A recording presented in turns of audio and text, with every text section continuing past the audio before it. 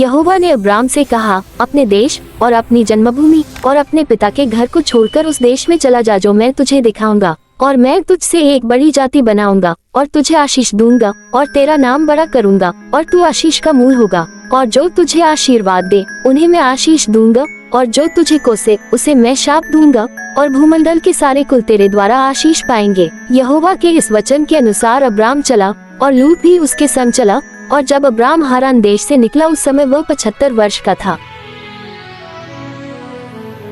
सो Abram अपनी पत्नी सारै और अपने भतीजे लूत को और जो धन उन्होंने इकट्ठा किया था और जो प्राणी उन्होंने हारान में प्राप्त किए थे, सबको लेकर कनान देश में जाने को निकल चला, और वे कनान देश में आ भी गए।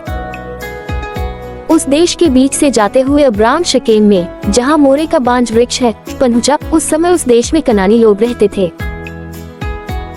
तब यहोवा ने अब्राम को दर्शन देकर कहा, ये देश मैं तेरे वंश को दूंगा। और उसने वहाँ यहोवा के लिए, जिसने उसे दर्शन दिया था, एक वेदी बनाई। फिर वहाँ से कूच करके वह उस पहाड़ पर आया जो बेतल के पूर्व की ओर है, और अपना तंबू उस स्थान में खड़ा किया जिसकी पश्चिम की ओर तो बेतल और पूर्व की ओर है। और वहाँ भी उसने यहोवा के लिए एक वेदी बनाई और यहोवा से प्रार्थना की। और अब्राम कूच करके दक्षिण देश की ओर चला गया, और उस देश में अकाल पड़ा। और अब्राम मिस्र देश को चला गया कि वहाँ परदेशी होकर रहे, क्योंकि देश में भयंकर अकाल पड़ा था।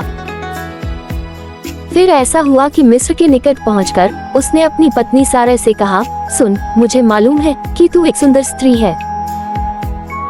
इस कारण जब मिस्री तुझे देखेंगे तब कहेंगे, यह उसकी पत्नी है। सो वे मुझको तो मार डालेंगे, पर तुझको जीती रख लेंगे। सुन, ये कहना कि मैं उसकी बहन हूँ, जिससे तेरे कारण मेरा कल्याण हो और मेरा प्राण तेरे कारण बचे। फिर ऐसा हुआ कि जब अब्राम मिस्र में आया, तब मिस्रियों ने उसकी पत्नी को देखा कि यह अति सुंदर है। और फिरौन के हाकिमों ने उसको देखकर फिरौन के सामने उसकी प्रशंसा की। सो वह स्त्री फिरौन के घर में रखी गई, और उसने उसके कारण अब्राम की भलाई की। सो उसको भेड़ बकरी, गाय बैल, दास दासियां, गदहे गधियां और ऊंट मिले।